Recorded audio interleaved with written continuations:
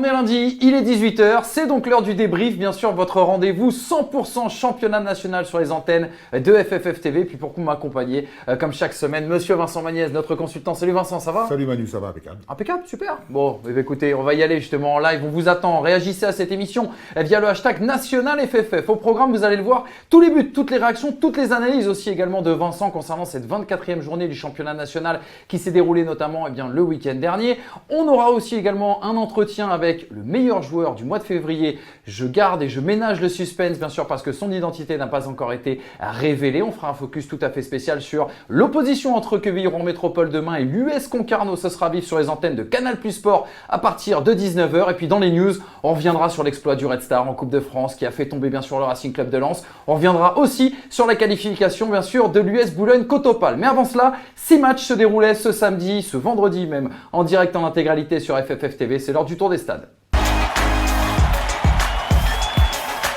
Ce week-end se disputait la 24e journée du championnat de national et on attaque tout de suite avec ce premier résultat. La victoire du Mans face à Villefranche, 2-0. Bilal Brahimi avait ouvert la marque à la 70e. Jean-Philippe Crasso à la 93e venait parachever le score. Fin de série pour les Caladois, Vincent, après 8 matchs sans défaite. Ouais, et puis une fin de série surtout face à une très belle équipe mancelle qui était vraiment très intéressante sur ce match. Elle a été vraiment convaincante. D'ailleurs, les deux équipes ont vraiment livré une très très belle première mi-temps, se créant toutes les deux énormément d'occasions. Les deux gardiens, Boué et Patron, chacun de leur côté, ont été aussi mis à rude épreuve, mais ils ont vraiment assuré et surtout le spectacle. Alors, le tournant du match, c'est vers la 70e minute, coaching payant de Didier Olénicole, en fait, avec l'entrée en jeu de Gopé Fenépèche et Crasso, qui sont tous les deux à l'origine des buts Monceau. Et un excellent Bilal Brahimi, il faut insister là-dessus. Un Bilal Brahimi des grands soirs, en tout cas du côté de la MM Arena. Et du coup, vous le verrez sur le classement, mais Le Mans se replace sur le podium. Bastia-Concarneau,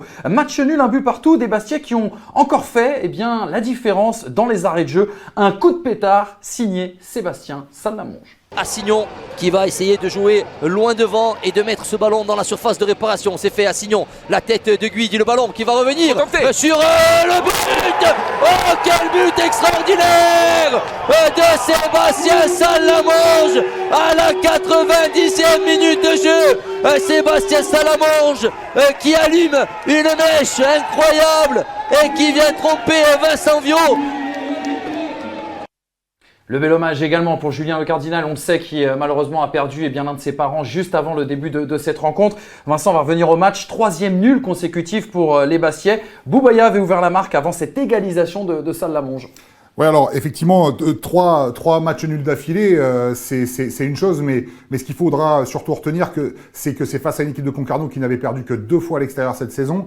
Le fait aussi de ne jamais abdiquer, de ne jamais vouloir perdre et aller chercher cette égalisation dans les arrêts de jeu comme ça encore une fois, c'est une force de caractère du côté de Bastia. Et puis surtout dans ce match, on a eu droit, et on en a vu un des deux, on a eu droit à deux buts de Bundesliga avec celui de Salamonge qu'on vient de revoir et Boubaya du côté de Concarneau. Ouais, vous faites bien de le dire parce que le but de Boubaya, il est absolument somptueux. Pourquoi on a mis bien sûr en in celui de Salamonge? Tout simplement puisque il est venu parachever un match nul arraché bien sûr dans les arrêts de jeu. Mathieu Chabert, justement l'entraîneur du Sporting, en attend plus dans le contenu, c'est ce qu'il expliquait en conférence de presse. Ce que je sais, c'est qu'il faut qu'on fasse encore plus. Plus la saison va avancer, plus les matchs vont être difficiles. On l'a vu aujourd'hui, on joue contre des équipes qui vendent chèrement leur peau, c'est ça, on le sait.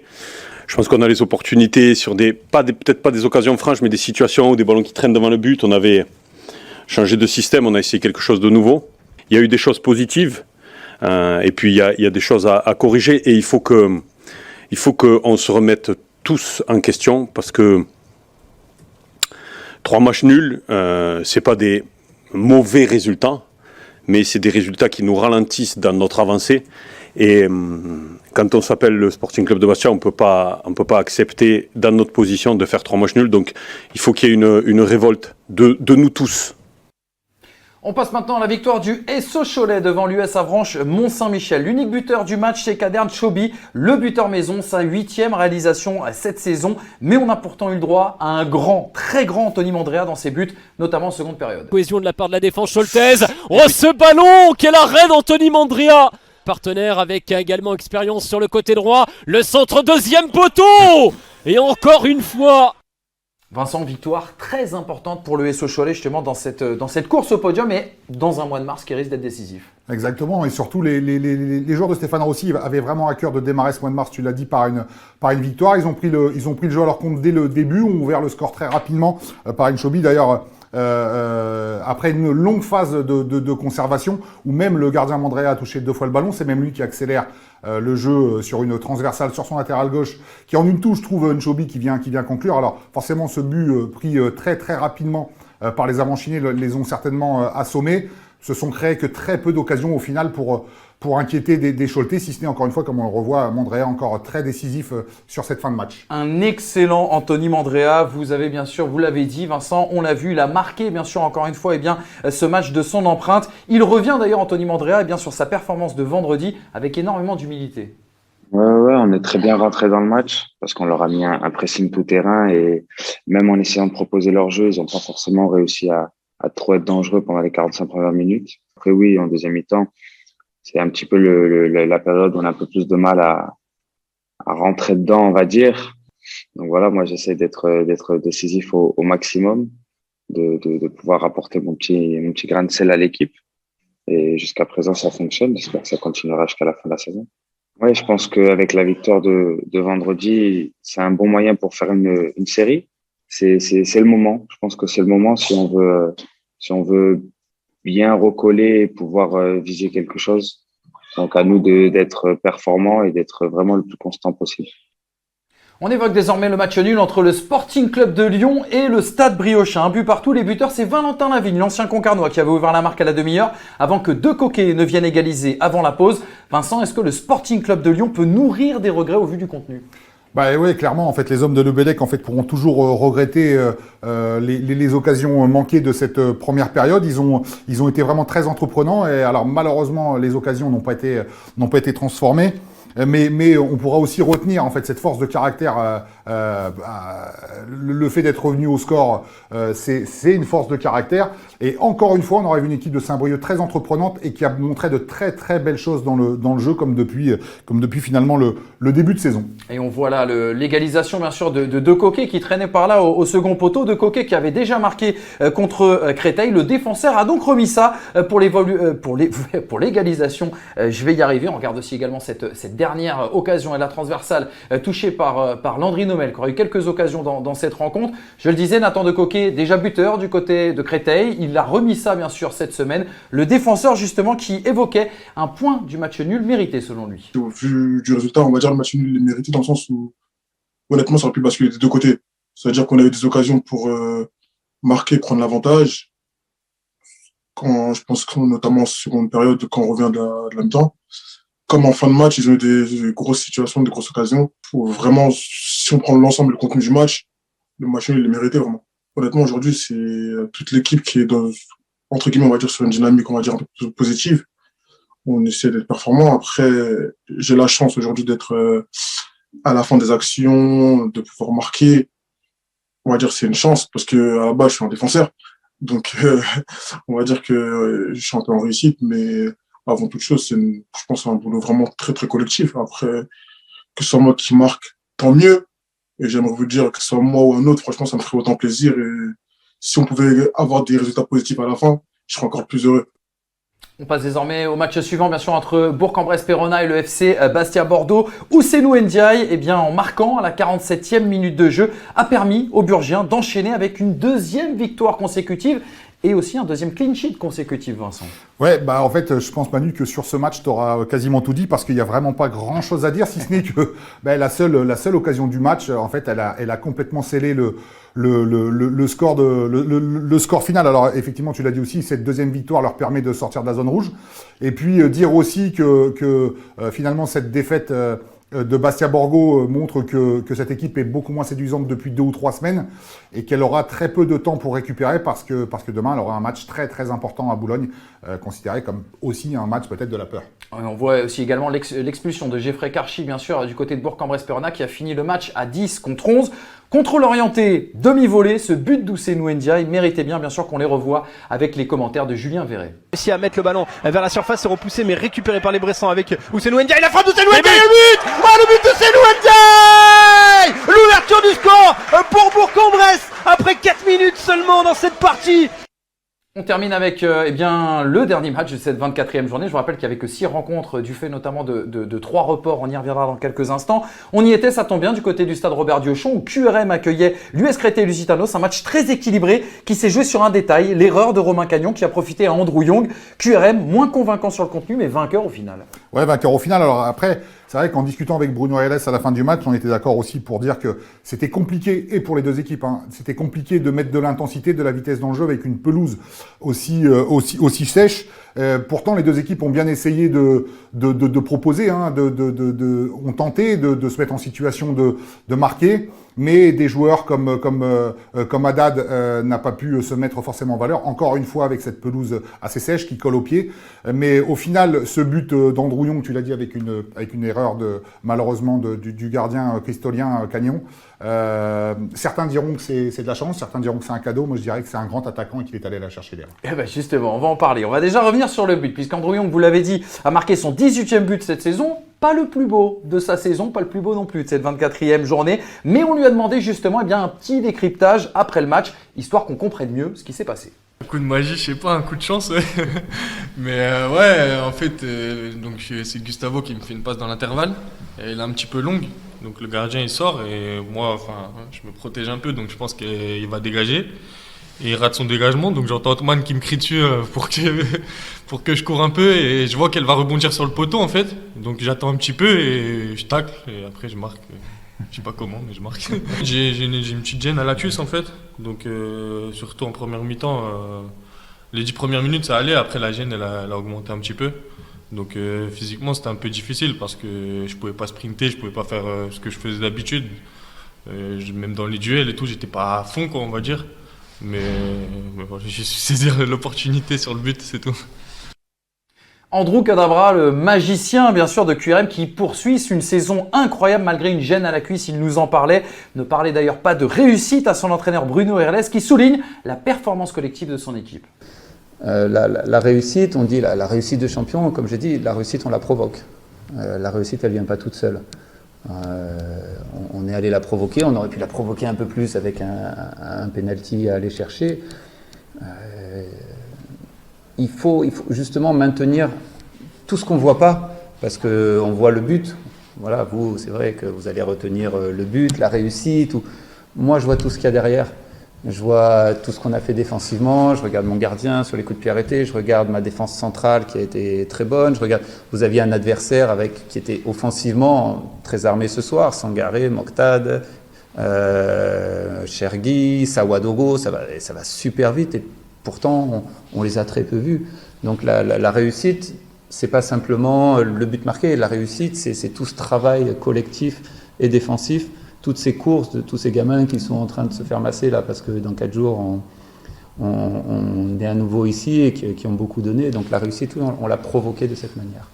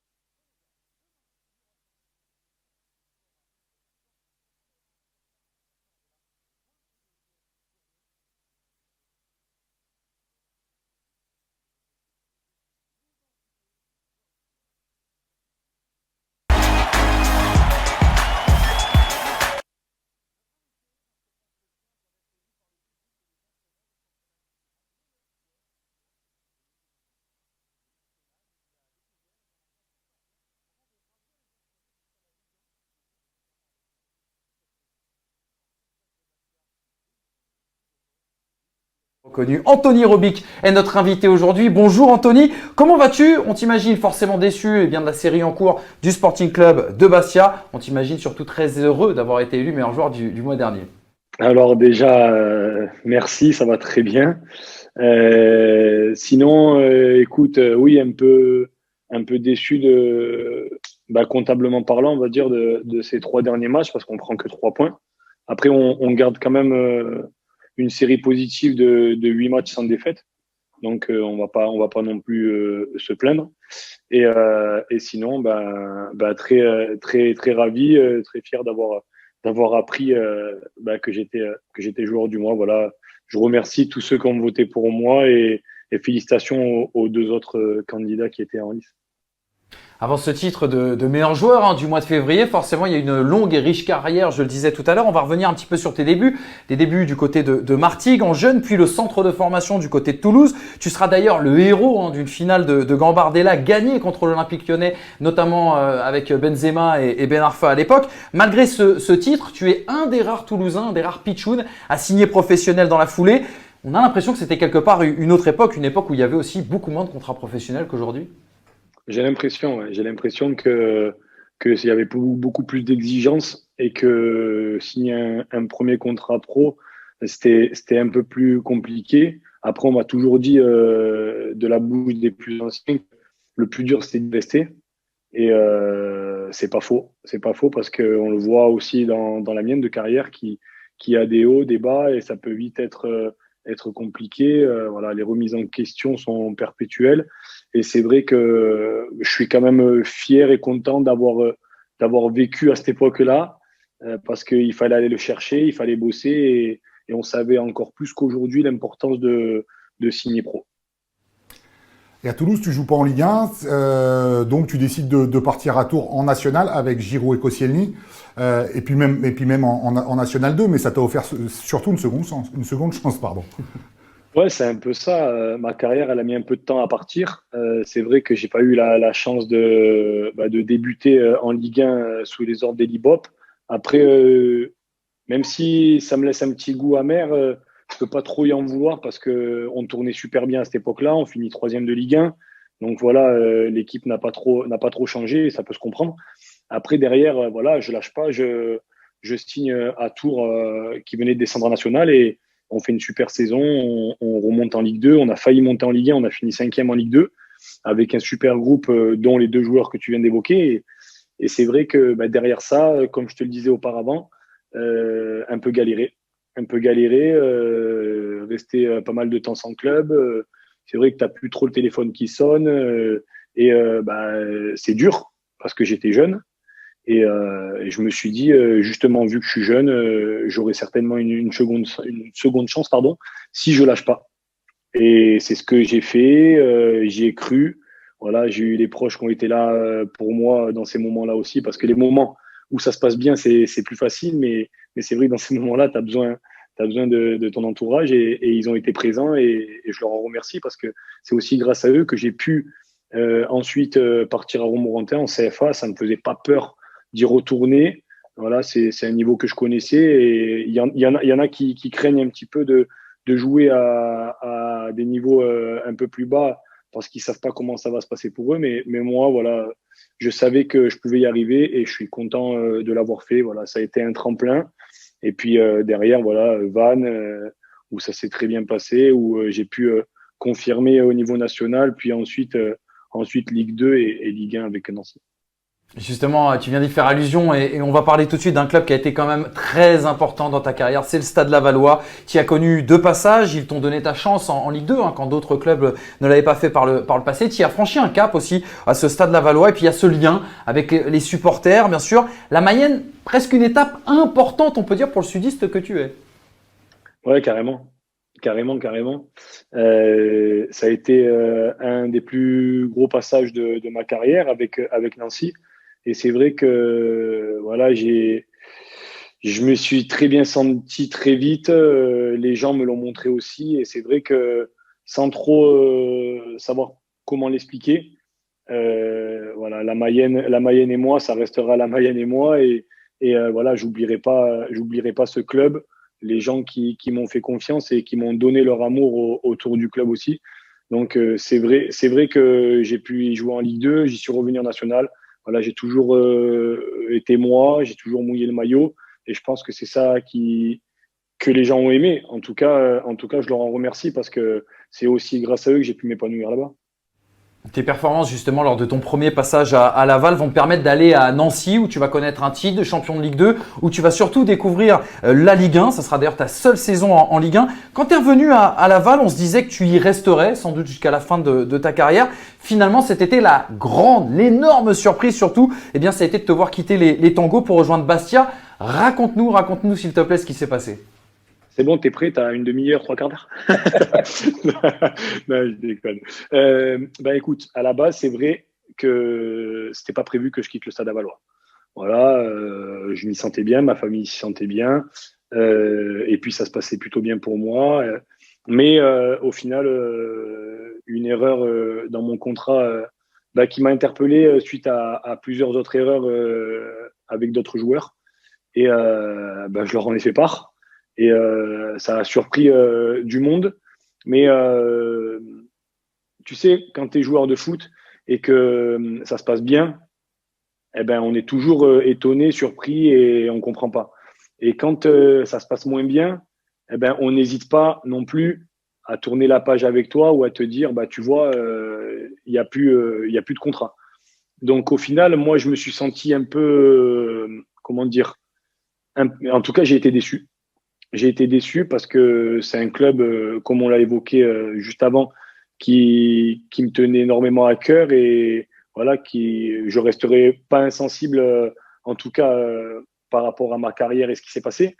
Et après, il y a le Sporting qui a parlé avec mes agents et c'est vrai que ça s'est fait assez rapidement et assez naturellement. Le coach a su trouver les bons mots, m'a vite convaincu et voilà, j'avais envie de rejoindre le Sporting et quoi qu'il se passait, n'importe quelle condition, c'était ici que je voulais être.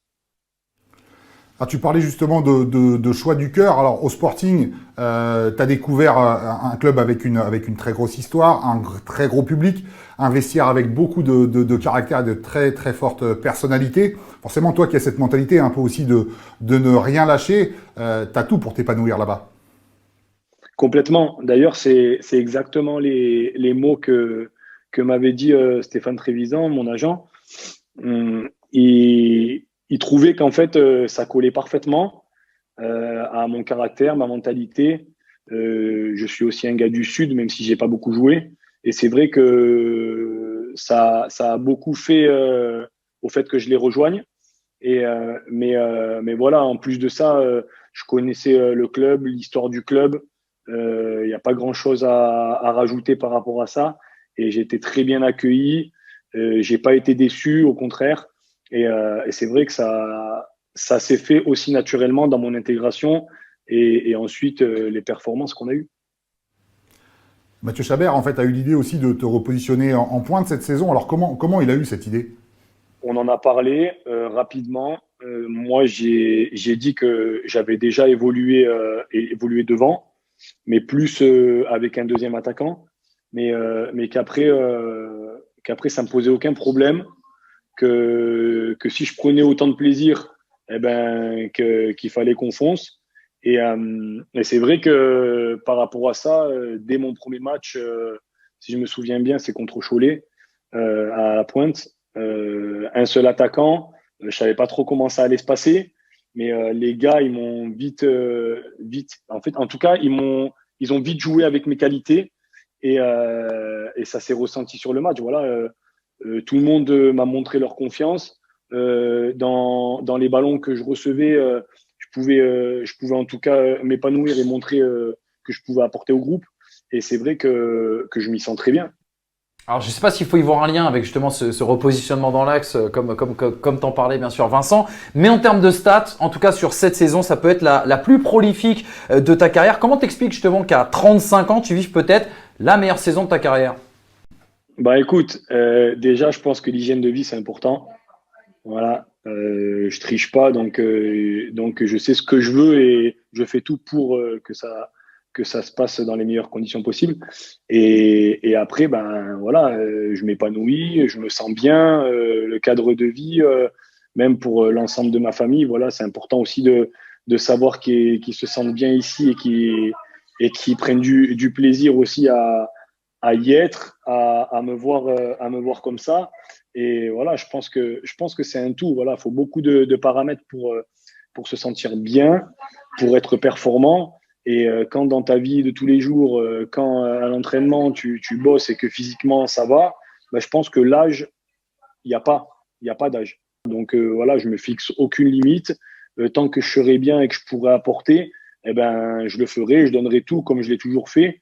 Et après on verra ce qui se passera. Mais aujourd'hui, je suis pas prêt de passer à autre chose. Vincent, je vous en ai parlé, l'hygiène de vie, ça c'est quelque chose de très important dans une carrière de joueur de foot. On l'a compris, Anto, tu n'es pas prêt, on va dire, de t'arrêter. Alors on va pas te faire l'offense de te demander quand tu vas raccrocher les crampons. Par contre, je sais que tu passes en ce moment des formations. Je sais aussi que tu te verrais beaucoup plus dans le recrutement à l'avenir, bien sûr, que dans le coaching directement dans ta vie d'après. Ce serait quoi d'ailleurs ton plan idéal pour les années futures ? J'ai commencé à passer quelques diplômes à l'époque de coaching, mais c'est pas vraiment ce qui me plaisait, si ce n'est avec les jeunes. Mais au bout d'un moment, tu vas vouloir évoluer et toujours plus. Donc, j'ai toujours aimé tout ce qui est recrutement, tout ce qui est aller voir les matchs, tout ce qui est repérer les futurs talents. Donc, c'est vrai que c'est quelque chose qui me plaît. Donc, c'est pour ça que j'ai fait cette formation de scouting international, d'ailleurs que j'ai fini et validé. Donc, je pense un deuxième trophée de la part de la Fédé. Ça serait sympa. Et là, je voudrais en entamer une autre. Donc, normalement, d'ici septembre, j'espère, dans l'analyse vidéo. Si je peux aider plus tard le Sporting Club de Bastia dans le recrutement ou dans le staff de son équipe, ça sera avec grand plaisir. Ouais. Ouais, même si on sait jamais ce qui peut se passer dans le football, mais j'imagine que tu te verrais quand même bien terminer ta carrière au Sporting. Ouais, carrément. De toute façon, le contrat que j'ai signé, c'est dans ce but-là aussi. Voilà, j'ai pas voulu signer 1 an et voir ce qui allait se passer. Justement, le club de ce côté-là m'a aussi fait confiance en me proposant un contrat de 2 ans plus 1 an. Donc voilà, par rapport à ça, ça montre aussi qui comptent sur moi, à moi de leur rendre sur le terrain. Voilà, on est en train de faire une super saison. J'espère qu'elle va être encore plus belle dans 10 journées. Mais bien sûr que quand j'ai signé ici, c'est peut-être pour plus en année, mais en tout cas, c'est pour y rester. Merci beaucoup Anthony déjà d'avoir répondu à toutes ces questions. En vrai, on avait beaucoup d'autres questions à te poser sur toute cette grande et riche carrière. Malheureusement, on manquait un petit peu de temps. Mais merci beaucoup d'y avoir répondu. Et surtout, félicitations pour ce titre de meilleur joueur, bien sûr, du mois de février 2021. On a déjà hâte de te retrouver sur les terrains, nous. C'est gentil, merci beaucoup. Je l'espère aussi. Le National, lui, est à l'honneur, bien sûr, et bien dès demain dans le cadre de l'affiche Canal+ Sport. On en parle tout de suite d'ailleurs dans le Focus.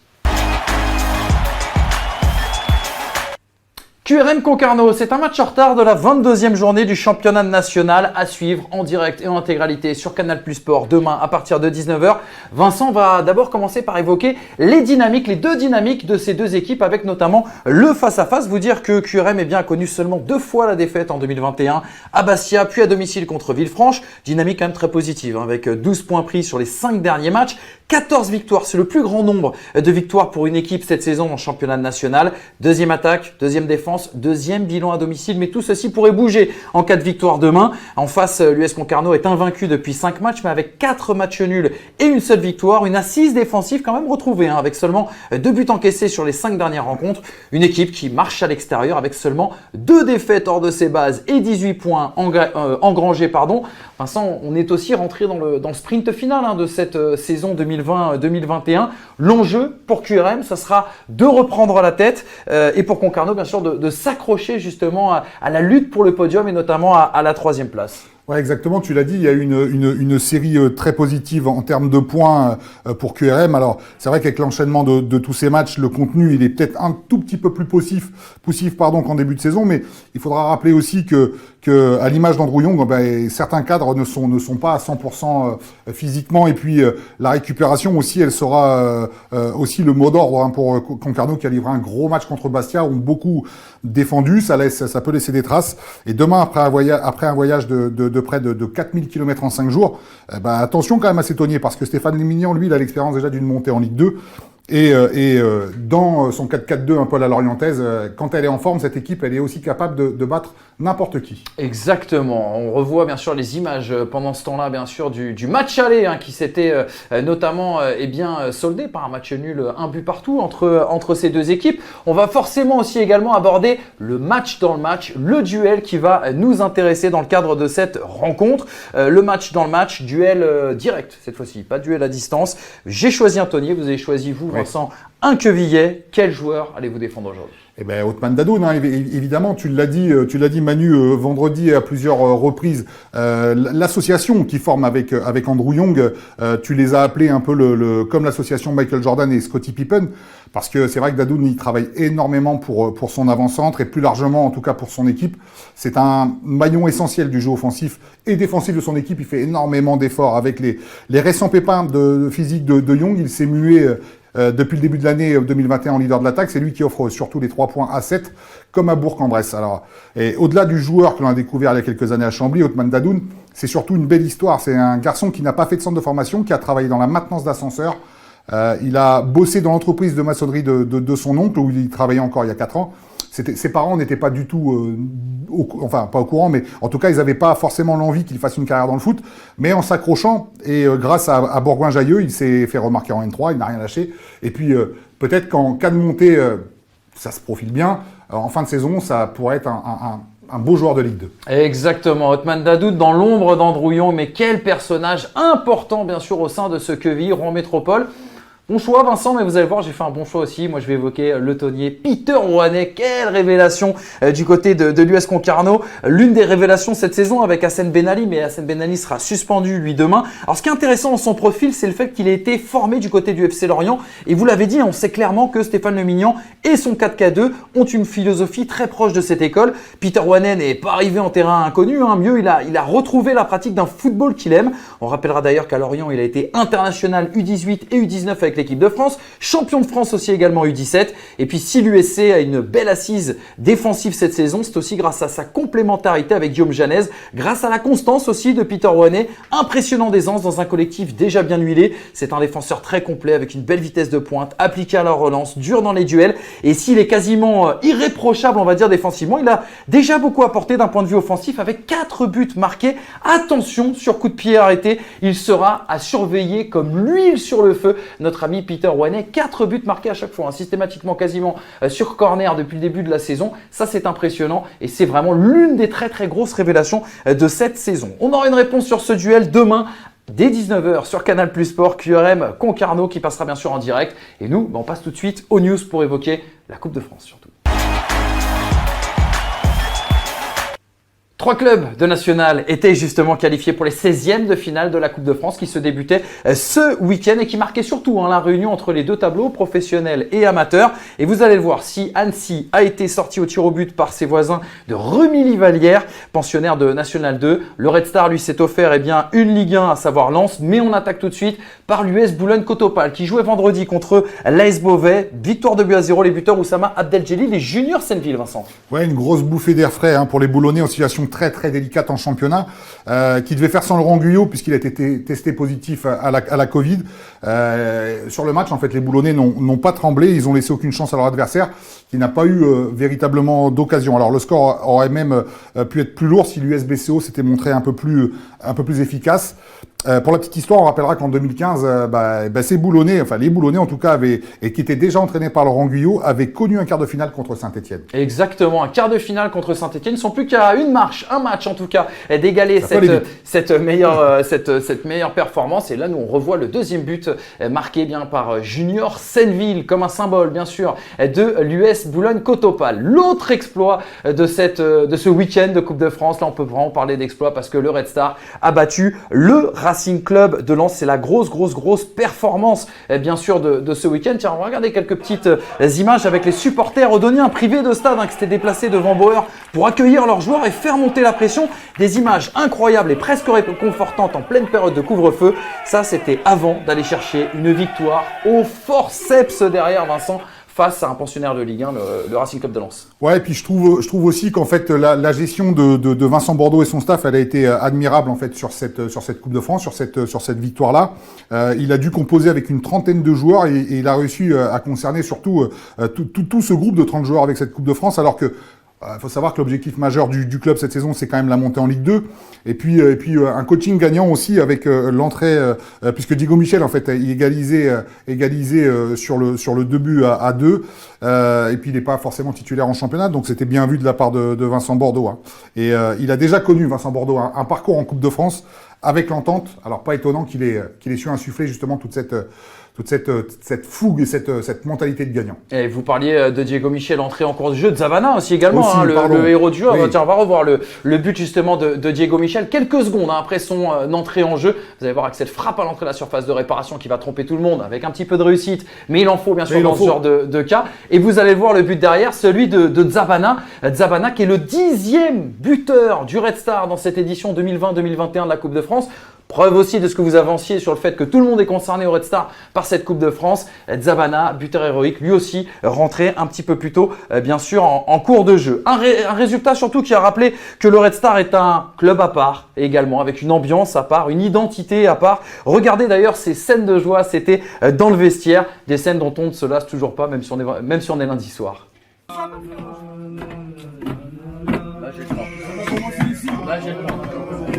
Ça va commencer ici. Ça va commencer ici. Ça va péter. Péter. Ouais. On y va. Ouais. Ok. Si j'y vais. Si j'y vais. Ouais. Si j'y vais.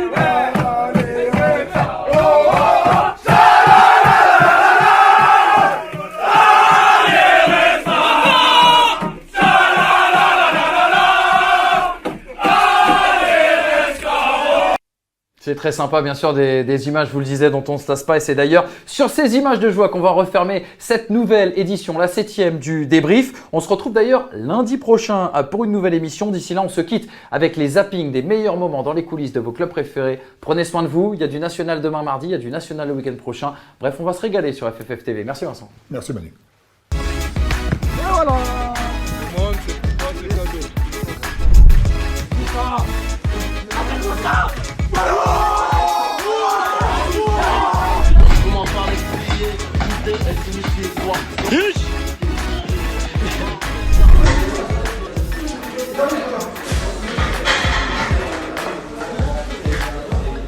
Il m'a perdu, il veut pas me laisser sortir. Ouais, ça va sortir, wesh. Wesh les gars, wesh.